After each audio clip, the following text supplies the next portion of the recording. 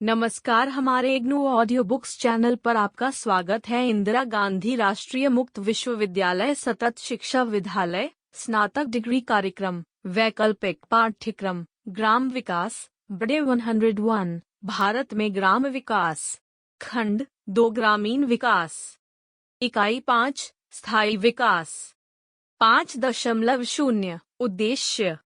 इस इकाई का उद्देश्य स्थायी विकास की अवधारणात्मक पृष्ठभूमि की विवेचना करना है। इसमें स्थायी विकास के लिए विभिन्न आयामों एवं रणनीतियों की विवेचना की जाएगी। इस इकाई के अंत में आप इस योग्य हो जाएंगे। स्थायी विकास का अर्थ समझ सकेंगे। स्थायी विकास से जुड़ी विकासात्मक कार्यों हेतु आप कारण दे सकेंगे और स्थायी विकास के विभिन्न क्षेत्रों के लिए रणनीति की पहचान कर सोंगे। 5.1 प्रस्तावना। वृहद स्तर पर मानवीय क्रियाएं उच्च स्तर के आर्थिक विकास का नेतृत्व करती हुई अंतिम रूप से प्राकृतिक संसाधनों के धरण एवं पतन का नेतृत्व करती है। वातावरण की दहलीज की सीमा एवं वहन क्षमता में प्रायः वृद्धि हो रही है। इस इकाई में हम प्रयास करेंगे कि उन मुद्दों को उठाया जाए जो विकास से जुड़े हैं तथा स्थायी है। अब हम स्थायी विकास के अर्थ को स्पष्ट करना शुरू करेंगे। 5.2 स्थायी विकास का अर्थ एवं अवधारणा। वर्तमान समय में स्थायी विकास एक बहुत लोकप्रिय शब्द है तथा बहुत परिवारणीय एवं आर्थिक साहित्य में अधिकतर पाया जाता है। स्थायी शब्द का सर्वप्रथम बहुचर्चित प्रयोग 18वीं एवं 19वीं सदी के बीच यूरोपीय वन वैज्ञानिकों द्वारा किया गया। तत्काल समय में यूरोप के बहुत सारे हिस्से वन विहीन होते जा रहे थे तथा वन वैज्ञानिक इनसे गंभीर रूप से जुड़े हुए थे। उस समय यूरोपीय अर्थव्यवस्था में लकड़ी एक चालक शक्ति के रूप में थी। वन वैज्ञानिक एवं विशेष रूप से जर्मनी के वन वैज्ञानिकों द्वारा स्थायी वन या वैज्ञानिक विकास के इस संकट में प्रतिक्रिया उत्पन्न हुई। वह विचार बहुत सामान्य था कि यदि पर्याप्त मात्रा में उन पेड़ों जो लकड़ी उपलब्ध कराते हैं के स्थान पर नवीन पेड़ लगाए जाएं तथा जो प्रतिवर्ष जमा किए जाते हैं, जैसे इस दुखद पहलू को रोकने के लिए संपूर्ण वनों की वृद्धि दर का वैज्ञानिक ढंग से देखरेख करना सुनिश्चित करना होगा, तभी वनों को बचाया जा सकेगा। इससे हमेशा पर्याप्त मात्रा में लकड़ी में वृद्धि की जा सकेगी तथा काटे गए जंगलों की कमी को पूरा किया जा सकेगा। यह एक वास्तविक विचार है कि क्या स्थायित्व का मतलब इस संसाधन का प्रयोग है या इसके स्थान पर अतिरिक्त मात्रा में संसाधन में वृद्धि करना है। दूसरे हाथ में विकास जो स्थायी विकास के संदर्भ में है का अर्थ विकासशील या गरीब देशों को विकसित देशों के बराबर बनाना है। यह गरीबी कम करने में सहायक होगा तथा गरीब देशों की पीड़ा को कम करने एवं विश्व के सभी मानव जीवों को समान बना सकेगा। फिर भी यहाँ पर कम से कम तर्क देने वालों के 3 वर्ग हैं, जिसमें एक यह न्याय संगत बनाने का दावा करते हैं कि ये आर्थिक क्रियाकलाप स्थायी होने चाहिए। वर्तमान पीढ़ी का उस पीढ़ी जो भविष्य में आएगी के प्रति मुख्य दायित्व है। दूसरी तरह के तर्क में पारिस्थितिकी प्रथम है। आर्थिक क्रियाएं जो पारिस्थितिकीय विभिन्नता को कम करने की आंतरिक इच्छा के विरुद्ध भय उत्पन्न करती है। तीसरा दृष्टिकोण स्थायित्व को न्याय संगत ठहराने के लक्ष्य में आर्थिक प्रयास है। एक आर्थिक विकास की स्थिति में उस तर्क की आवश्यकता होगी कि यह गैर स्थायी आर्थिक व्यवहार की अपेक्षा स्थायी आर्थिक व्यवहार अधिक प्रभावकारी है या यह वह स्थायी व्यवहार है जो अंतरनिश्चित सामाजिक व्यवहार को अधिकतम की ओर ले जाता है। 5.3 स्थायी विकास की परिभाषाएं। स्थायी विकास की परिभाषाएं अपने आप में बहुत रुचिकर नहीं है, यद्यपि यह एक रुचिकर वाद विवाद है कि किस प्रकार विकास की शक्ति को प्रति व्यक्ति राष्ट्रीय सकल उत्पाद के अलावा इसे मापा जाए। फिर भी यही मुख्य विचारणीय बिंदु यह है कि सुरक्षित स्थायित्व के लिए क्या किया जाए। पियर्स 1988 ने बताया कि स्थायी विकास लिए इन परिस्थितियों में प्रायः परिभाषाओं में भिन्नता पाई जाती है। वर्तमान से पूर्वावसरों, क्षमताओं एवं योग्यताओं इत्यादि की परिस्थितियों के संबंध में विचार व्यक्त करने का अपना तरीका है। स्थायी विकास इस स्तर की अवधारणा नहीं बन पाई है कि किसी हद तक अकेले परिवर्तन का विशेष रास्ता बन पाए।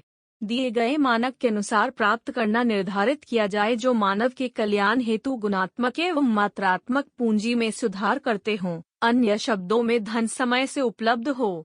यह प्रयास सन 1970 के आर्थिक वृद्धि सिद्धांत की ओर वापस ले जाता है।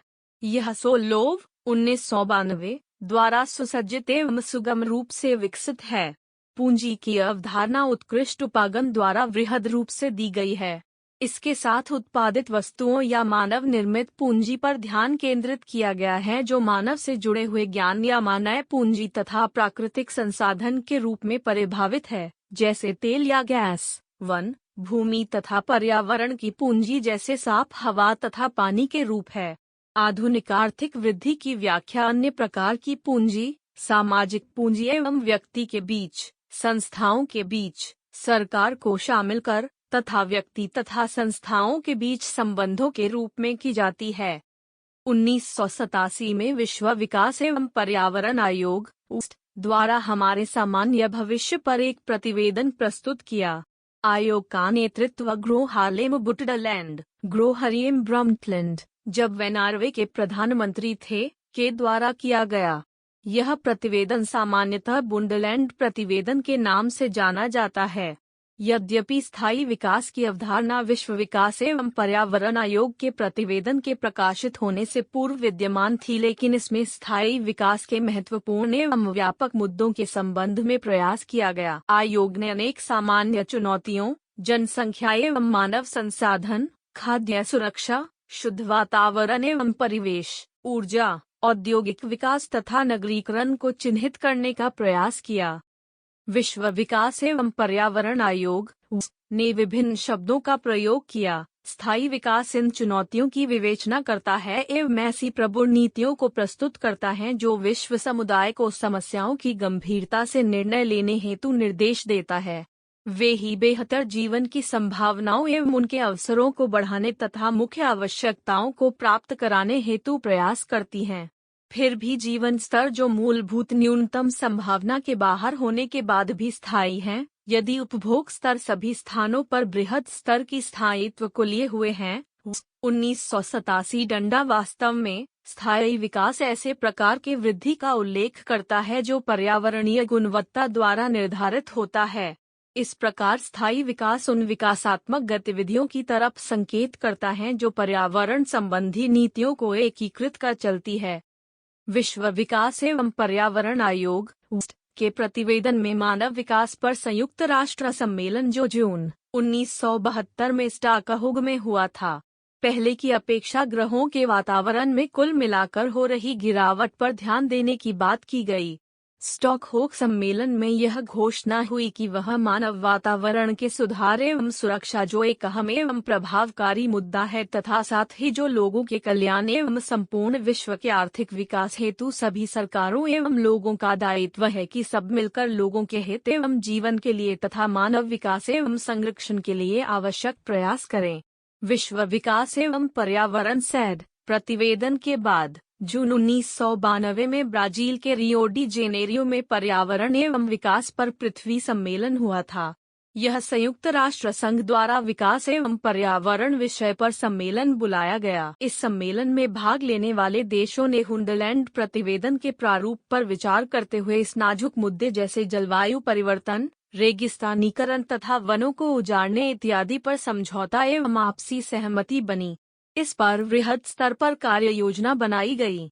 एजेंडा 21 के माध्यम से आने वाले दशकों के विकास तथा पर्यावरण के मुद्दे पर कार्य योजना बनाई गई। कुल मिलाकर 1980 को छोड़कर क्षेत्रीय एवं आंचलिक स्थायिता की योजना विकसित हुई।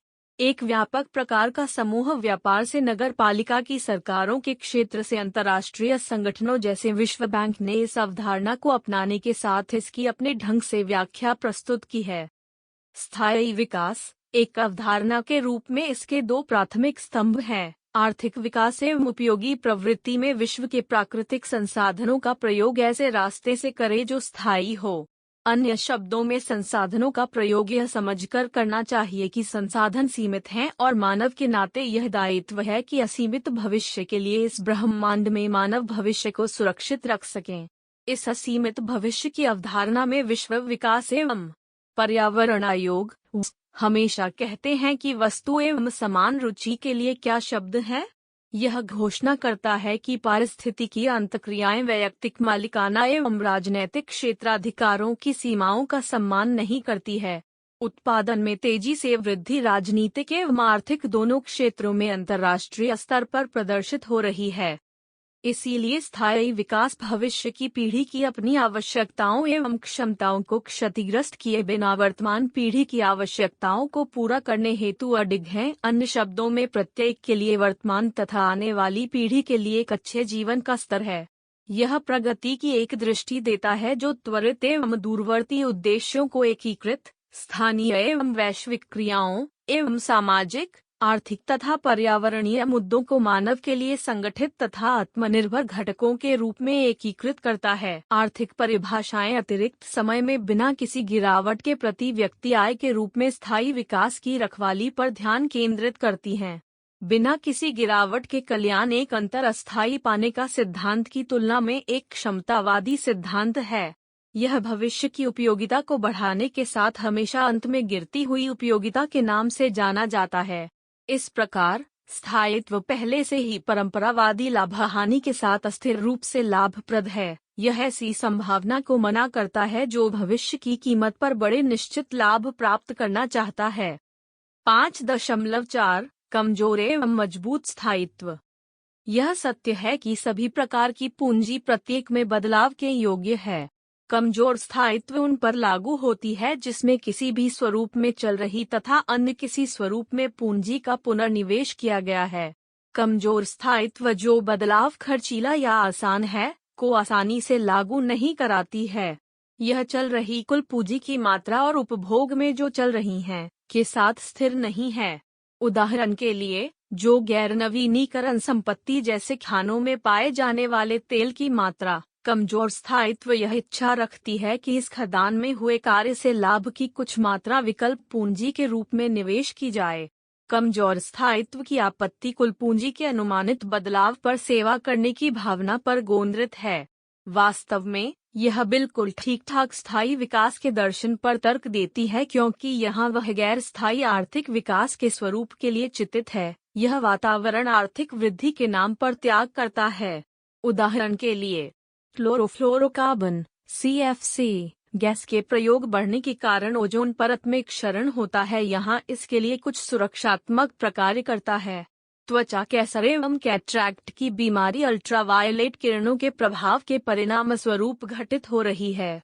व्यक्ति उपर्युक्त कपड़े एवं धूप वाला चश्मा पहन करके इस जोखिम के विरुद्ध अपनी सुरक्षा करता है। किसी भी प्रकार से परिवर्तित व्यवहार जिसे निरंतर चिन्हित कर अनदेखा किया जा रहा है, लेकिन उच्च स्तर के अल्ट्रावायलेट विकिरण का प्रतिरक्षण व्यवस्था में हस्तक्षेप हमेशा चिंतनीय है तथा कुछ वातावरण की व्यवस्था के लिए प्रकार्य है। यह इसके लिए स्पष्ट है कि इस संदर्भ का विकल्प क्या है। इसीलिए व्यक्तियों के जीवनयापन तथा कल्याण के लिए ओजोन परत की कुछ विशेषताएं विशिष्ट संपत्ति एवं अति महत्वपूर्ण हैं। प्राकृतिक पूंजी की कोई विकल्प न होने का आयाम एक मजबूत स्थायिता के नाम से पुकारी जाती है। मजबूत स्थायित्व लागू नहीं है जबकि कमजोर स्थायिता महत्वपूर्ण नहीं है, लेकिन कमजोर स्थायित्व के संयोजन को इस पर लागू करने से प्राकृतिक पूंजी की मात्रा में गिरावट नहीं। बोध प्रश्न 1 स्थायी विकास से आपका क्या आशय है? कमजोर एवं मजबूत स्थायित्व का वर्णन कीजिए। आप सुन रहे ऑडियो लर्निंग को। 5.5 स्थायी विकास के विभिन्न दृष्टिकोण। गैर स्थायी विकास की अत्यावश्यक समस्या की समझ में संयुक्त राष्ट्र संघ पर्यावरण विकास सम्मेलन के बाद उत्थान हुआ है। अधिक मात्रा में पर्यावरणीय प्रदूषण अब सामाजिक एवं आर्थिक हाशियाकरण के नाम से जाना जाता है, लेकिन संगठित रूप से प्रतिक्रिया नहीं दिखती है। यहीं पर सफलता की कहानी हो चुकी है, लेकिन ये कमजोर है। यहाँ कुछ पर्यावरणीय, सामाजिक या आर्थिक आवश्यकताएं हैं, लेकिन अन्य समस्याओं के कारण इस रास्ते में बाधाएं हैं। स्थायी विकास का परंपरागत उपागम की नीति निर्माताओं द्वारा प्रायः उपेक्षा की जाती है। वर्तमान में स्थायी अत्यधिक चुनौतियों से गुजर रहा है। सही रास्ते पर समाज को व्यवस्थित करने के लिए यहाँ आर्थिक, सामाजिक तथा पर्यावरणीय कार्यकलाप हेतु महत्वपूर्ण संरचनात्मक परिवर्तन आवश्यक है। अनेक देश विभिन्न प्रकार के समाधानों की बात करते हैं, लेकिन सभी को दृढ़ इच्छा बनानी होगी। स्थायी विकास की रणनीति के लिए वास्तविक, प्रभावशाली एवं अंतिम रास्ता के रूप में इस प्रकार इच्छाओं को बनाना एवं लागू करना आवश्यक है।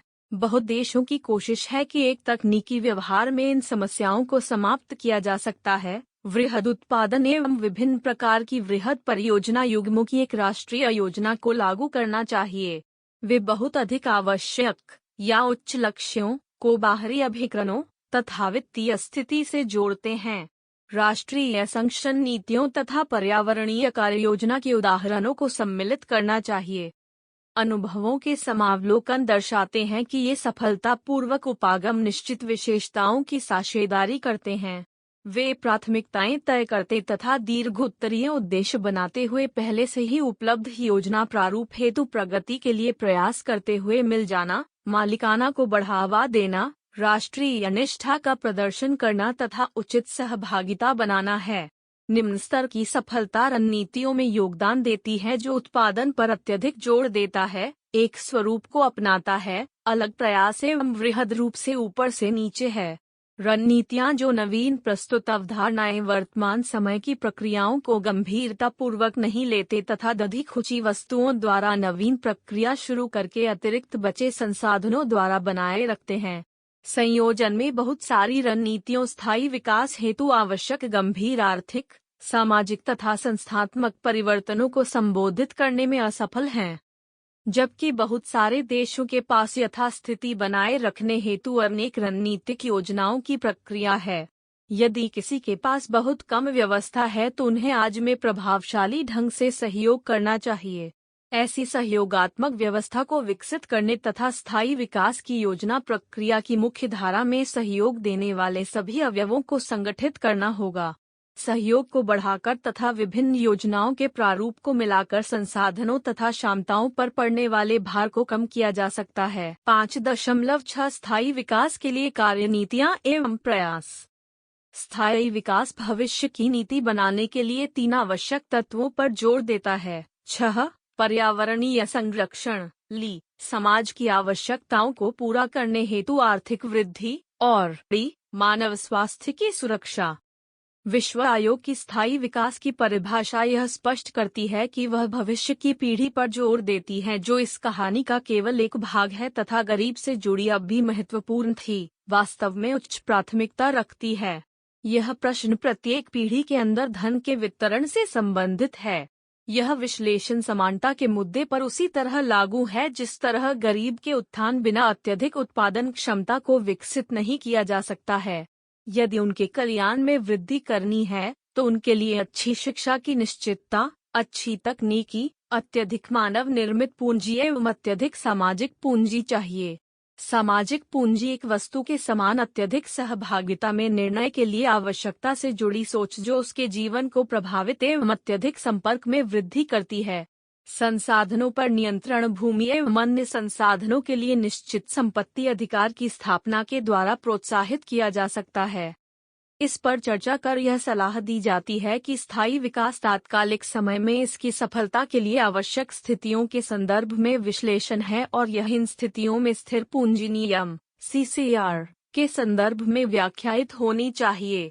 इसका अर्थ पूंजी के वास्तविक मूल्य में ऐसा परिवर्तन है जो एकीकृत होकर आवश्यक रूप से नकारात्मक हो।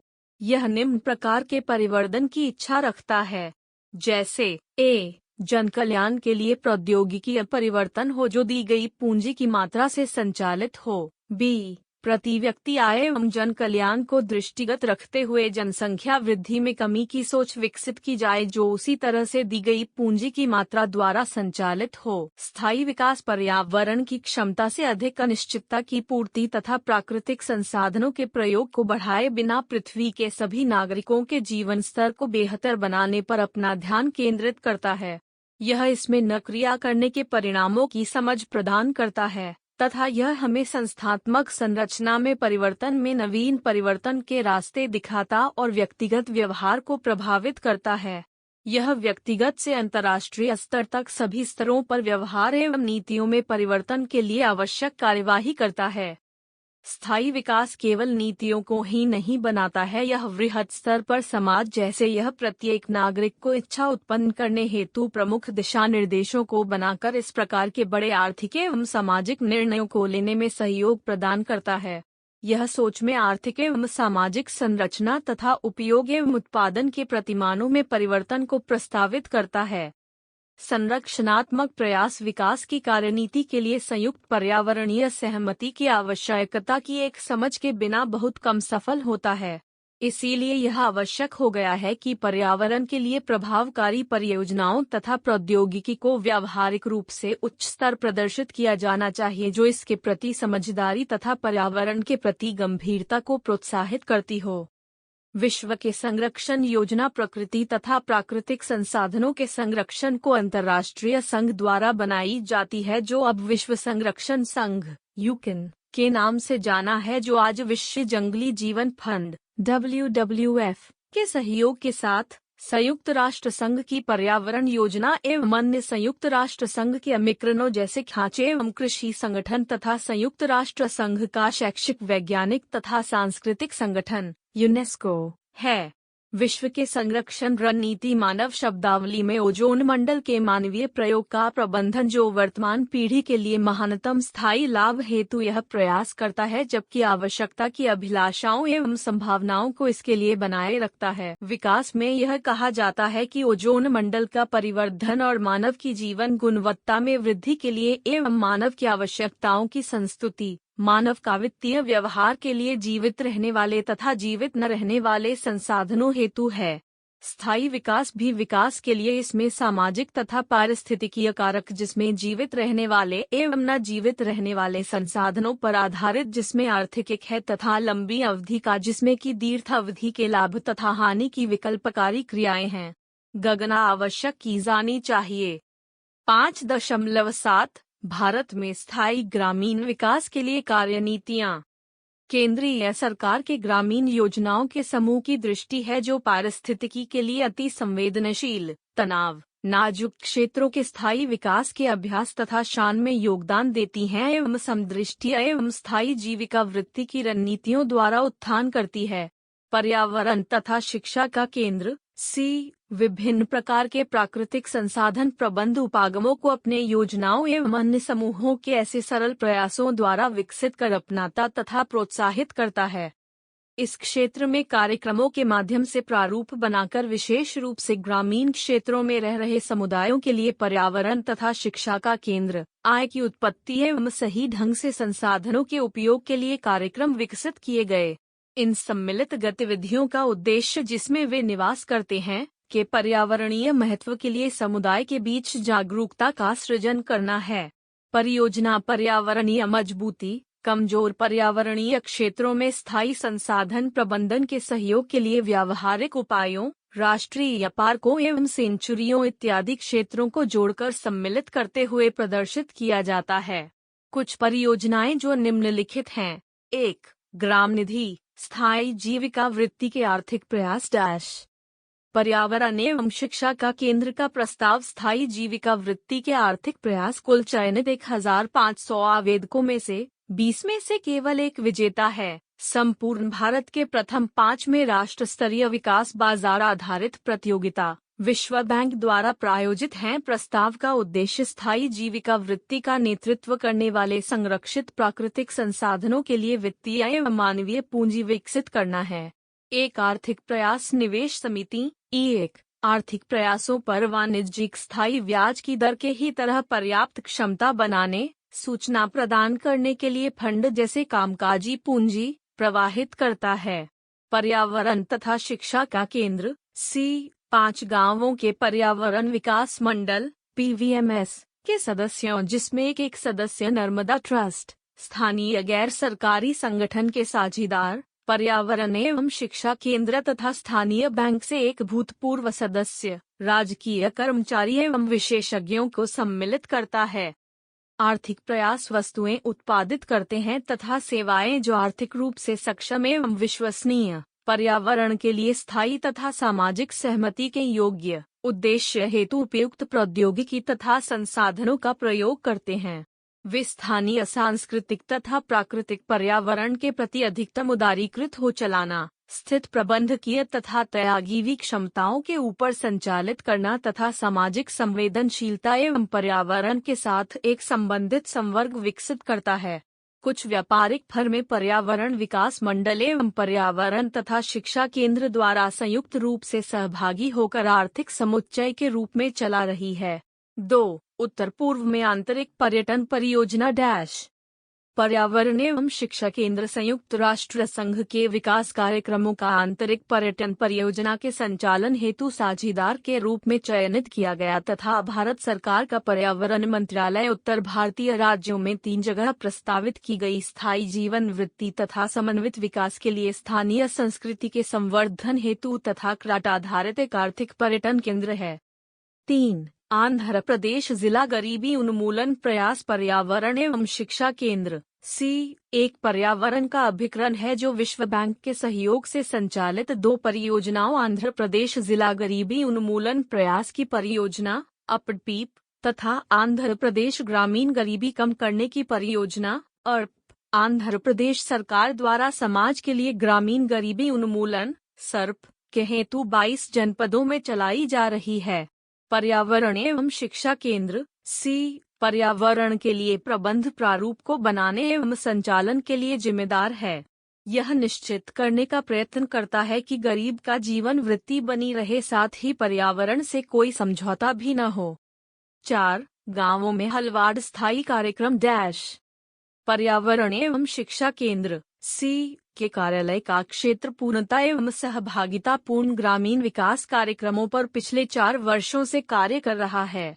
सुरेंद्रनगर जनपद के हलवाड़ तालुका के 36 गांवों में भूकंप के कारण क्षतिग्रस्त हुए भवनों आदि की मरम्मत करके पुनः अच्छी स्थिति में लाने का प्रयास करना, जो कच्छ के छोटे रजन के किनारे एक जंगली जानवरों की सेंचुरी है। भवन की मरम्मत कर पुनः अच्छी स्थिति में लाने का प्रयास सुरक्षा देने हेतु हस्तक्षेप करता है एवं स्कूल का पुनर्निर्माण, व्यवसायों के पुनरुत्थान तथा ओलावृष्टि या सूखे इस बात को स्पष्ट करते हैं कि समुदायों को सशक्त कर, साझेदारी को प्रोत्साहित कर तथा स्थानीय स्तर पर निर्णय लेने की संरचना का सृजन के द्वारा लंबी अवधि के स्थायी विकास जीवन वृत्ति तथा प्राकृतिक संसाधना प्रबंध गतिविधियों द्वारा प्रयास की आवश्यकता है। 5. संवर्धन 11.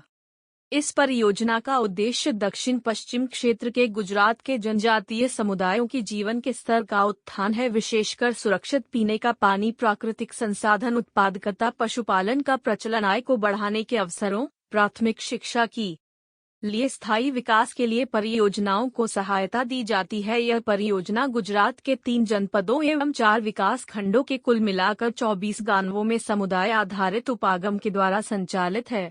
इस परियोजना का प्रकाई 3 के पीने का पानी, जीवन वृत्तिका तथा प्राथमिक शिक्षा पर प्रहार करना है तथा चारों तरफ से आ रहे हस्तक्षेप को रोकने को प्राप्त करना उद्देश्य है।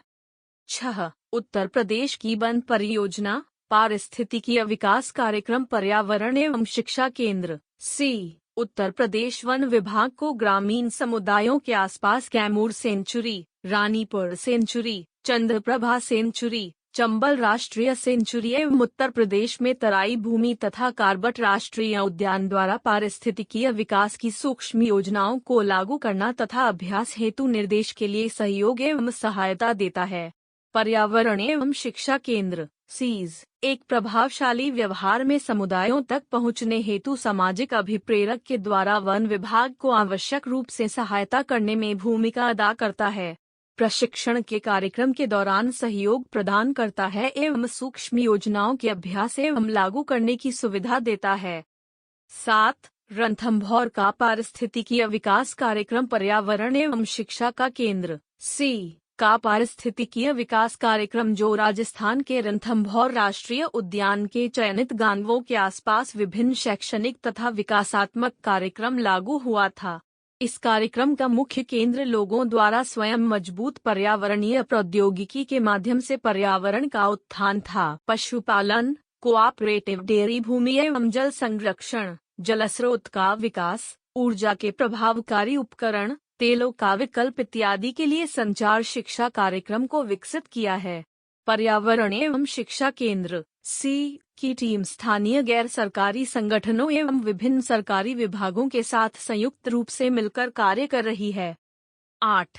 हिंगलोगध पारिस्थितिकीय विकास कार्यक्रम डैश पर्यावरण एवं शिक्षा केंद्र सी का हिंगलोगद कार्यक्रम पिछले 17 वर्षों से गुजरात के राजकोट जनपद के जसदान तालुका में हिंगलोगद प्राकृतिक शिक्षा सेन्यूरी के आसपास 17 गांवों में चलाया जा रहा है। यह कार्यक्रम स्थानीय समुदायों के सशक्तिकरण एवं उत्थान तथा स्थानीय प्राकृतिक संसाधनों के संरक्षण पर केंद्रित कर प्रारंभ किया गया। इसका उद्देश्य एक वैकल्पिक संसाधनों के आधार के गांव वालों की पशुओं हेतु थारा एवं तेल की आवश्यकता को पूरा करने हेतु सृजन करना, नवीन एवं उत्थान हेतु अभ्यास के परिचय व शिक्षा के विकास एवं संचार की वस्तुओं तथा प्रभावशाली ढंग से लागू करने की सहायता हेतु प्रशिक्षण कार्यक्रमों के माध्यम से अवस्थित संसाधनों को बचाए रखने हेतु आशावादी रहते हैं। परिवर्धित स्थायी विकास रणनीति अर्थव्यवस्था में संरचनात्मक परिवर्तनों को उद्धृत करने में एक वृहद उपागम को अपनाकर अत्यधिक स्थायी उत्पादन की ओर बढ़कर तथा उपभोग प्रतिमान एवं स्थायी प्रवृत्ति को अपनाने की अत्यधिक आवश्यकता है। नवीन उपागम की नीतियों को बनाने के साथ इसे और अधिक मजबूत बनाने संशोधित रणनीति इसके 3 आयामों के उपागम से पुनः सुदृढ़ किए जाने तथा समग्र रूप से एकीकरण को सुनिश्चित करने हेतु स्थायी विकास के आंतरिक पक्ष को पुनः मजबूती प्रदान की जाती। बोध प्रश्न 2। 1. भविष्य के स्थायी विकास नीति के लिए कम से दाम कितने आवश्यक तत्व चाहिए? 2. ग्राम निधि से आपका क्या आशय है? 5.8 स्थायी कृषि विकास के लिए कार्यनीति। स्थायी कृषि, जो यह इंगित करती है कि लंबी अवधि का कृषि का प्रबंध एक सामान्य तथा व्यापक स्तर पर परिभाषित अवधारणा है जिसमें कृषि क्षेत्र में व्यापक स्तर पर अनेक समस्याओं से रूबरू होने पर चर्चा की गई रणनीतियों को सीमा में समाहित किया जाता है। वैकल्पिक खेती व्यवस्था आती है को जाना जाता है प्राकृतिक खेती या सावयवी खेती, जो एकीकृत खेती करने का तरीका जो तकनीकी के प्रवेश के आयाम, भूनी, एयोनामी, निराई तथा फसलों को हानि पहुंचाने वाले कीड़ों का प्रबंध तथा आर्थिक आयाम, अंतः बाह्य एवं बाजारीकरण, जैसे ही न स्वास्थ्य की बात आती है तो रासायनिक उर्वरकों एवं दवाओं के साथ समस्या जुड़ जाती है। कुछ इच्छुक घटक पोषक मृदा प्रबंध जो स्थायी शोध के स्वरूप में है, अंतः प्रवेश एवं सावयवी वस्तु फसलों की संबंध व्यवस्था, बिना दवाओं के प्रयोग की व्यवस्था से रोगों एवं कीड़ों पर नियंत्रण तथा समुचित निराई का प्रबंध आवश्यक है। कृषि में स्थायित्व का विशेष महत्व हेतु उत्पादकता सूचकांक को व्यवस्थित करना हमेशा आवश्यक है। बढ़ती हुई मांग के लक्ष्य की पूर्ति उत्तर हरित क्रांति के दौरान प्राप्त की गई। इस प्रकार उपयुक्त कदमों से भूमि और जल संसाधन की अत्यधिक गिरावट को रोकना दीर्घकालिक उपायों के लिए जोर देना आवश्यक हो गया है। यहाँ किसी स्थान विशेष की आकृति, जलवायु, सामाजिक आर्थिक तथा परंपरागत विश्वासों के कारण इंद्रधनुष के 7 रंगों की तरह विविध प्रकार के फसलों का प्रतिमान तथा वृषि व्यवस्था है। विभिन्न क्षेत्रों एवं परिक्षेत्रों में बिल्कुल अलग प्रकार की जमीन की स्थितियों, बर्फ गिरने के तरीके, तापमान एवं चिरस्थायी नदियों की स्थितियों पाई जाती है। शोध करने वालों एवं नीति निर्धारकों के समक्ष यह सहमति आवश्यक हो गई कि प्राकृतिक कृषि के सिद्धांत को वातावरण के संरक्षण और स्थायी कृषि के निम्न निवेश के लिए एक उपकरण के रूप में अपनाने की आवश्यकता है। यह स्थापित करती है: 1. कार्बनिक रद्दी एवं अवशेष फसलों की रिसाइकिलिंग। 2. फसलों का चक्र क्रमावर्तन तथा अंतर फसलों की व्यवस्था। 6.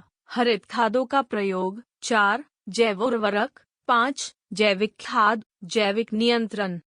कुछ करने के लिए स्थायी कृषि स्वीकृति एवं अस्वीकृति की कार्यनीति से संबंधित है। यह परिणत है कि यह प्रौद्योगिकी यदि लाभदायक एवं सूचनादायक नहीं है तो सापेक्षिक रूप से अपनाना कठिन तथा सामाजिक आर्थिक कारकों के साथ अनुकूल होने की स्थिति नहीं है। यह किसानों द्वारा प्रसन्नतापूर्वक स्वीकृति एवं अपनाया नहीं जा सका है। आगे चलकर भाषा संदेश को संचारित करने में अपनाने के लिए एक महत्वपूर्ण कारक के रूप में क्रियाशील है। एक किसान की सामाजिक आर्थिक स्थिति के लिए कुछ अन्य महत्वपूर्ण कारक हैं, जैसे परिवर्तन की प्रवृत्ति, सफलता के लिए इच्छा, अभिप्रेरणा, साक्षरता का स्तर एवं वारयभिकरण के साथ समझौता है। लेकिन संचार करने वाले की संचार क्षमता, किसान समुदाय के प्रति उसकी प्रवृत्ति है और उसकी प्रसिद्धि तथा विशेष शान प्रौद्योगिकी के संचार करने के प्रयास की सफलता के सभी निर्धारक हैं। 5.9 सारांश। इस अध्याय में हमने विकास की अवधारणा, अर्थ एवं परिभाषाओं को आपको समुचित ढंग समझाने का प्रयास किया गया है। इस इकाई का अध्ययन आपको इस योग्य बना देगा कि कमजोर एवं मजबूत स्थायित्व के बीच अंतर को समझ सकेंगे। अब आप सामान्य रूप में स्थायी विकास से संबंधित विभिन्न उपागमों, रणनीतियों तथा प्रयासों के वर्णन के योग्य हो जाएंगे तथा भारतीय मामलों के बहुत सारे उदाहरणों जहां यह स्थायी कार्यनीतियां स्थायित्व को विशेष अवस्था तक पहुंचने में लागू होती है समझा सकेंगे। इस इकाई का अध्ययन स्थायी विकास के विभिन्न आयामों से संबंधित एक बृहद ज्ञान के समान ही कृषि में स्थायित्व के साथ ही संबंधित प्रयासों का ज्ञान प्रदान करेगी। 5.10 प्रमुख शब्द। स्थायी विकास, यह वर्तमान पीढ़ी की आवश्यकताओं को पूरा करने के लिए खड़ा रहता है एवं भविष्य की पीढ़ी की क्षमताओं को बिना क्षतिग्रस्त किए उनकी आवश्यकताओं को पूरा करता है। कमजोर स्थायित्व, पूंजी का कोई एक स्वरूप जो जीर्ण शीर्ण अवस्था द्वारा प्रदान किया गया है। किसी कार्य के लिए कमाई सारी पूंजी के अन्य स्वरूप में पुनर्निवेश है। धन्यवाद, मिलते हैं अगले वीडियो में।